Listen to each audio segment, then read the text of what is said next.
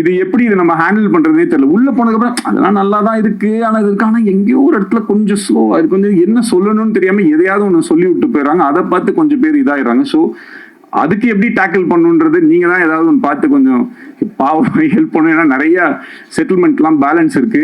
அந்த ஒரு இந்த ராமசாமி என் பணம் கிடைச்சிரும்னு ஒரு பல பேர் வெளில இருக்காங்க. அது இந்த வாரம் நல்லா ஓடிடுச்சுன்னா இதுதான், அப்படி இல்லைன்னா ராமசாமி தான்.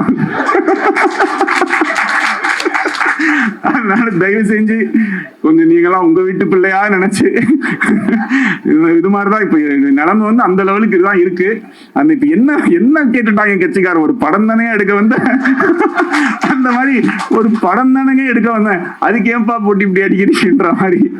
சிம்பிளா பண்ணு, காம்பாக்டா பண்ணு, சிம்பிளா பண்ணு, காம்பாக்டா பண்ணா நல்லாவே இருக்க மாட்டேங்குது, அதுக்கும் அடிக்கிறாங்க. இன்னும் எப்ப பார்த்தாலும் இதே மாதிரி எடுத்துக்கிட்டே இருக்குங்க. புதுசா ஒண்ணு பயங்கரமா பண்ணா அதுல எது இல்லையோ, நான் கேசரி பண்ணா மட்டும் ஏன் காரமா இல்லைன்னு கேக்குது.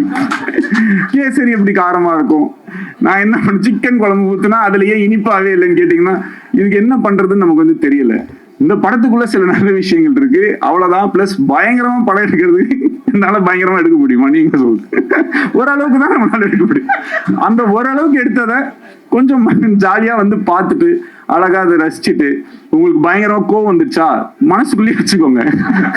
இல்ல ஏதாவது என் போன் நம்பரோ இல்ல ஏதோ ஒண்ணு எங்கேயாவது ஒரு இடத்துல நிச்சயமா என்ன பார்ப்பீங்க, அப்ப சைட்ல வந்து என்ன சொல்லுங்க, ஏன்டா அப்படி பண்ணேன்னு. அதை விட்டுட்டு அதுக்கு ஒரு வீடியோ போட்டு மொன்னு சொல்லி ஏன் அப்படி பண்ணி.